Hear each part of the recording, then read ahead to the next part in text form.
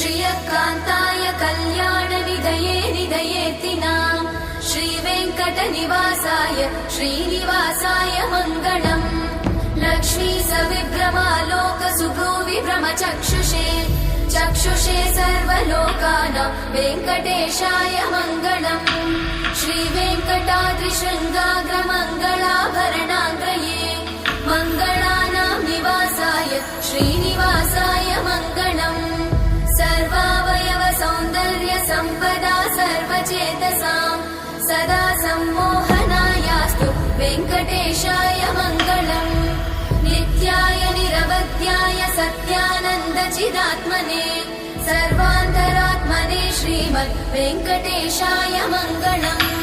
स्वतः सर्वविदे सर्वशक्तये सर्वशेषिने सुलभाय सुशीलाय वेङ्कटेशाय मङ्गलम्।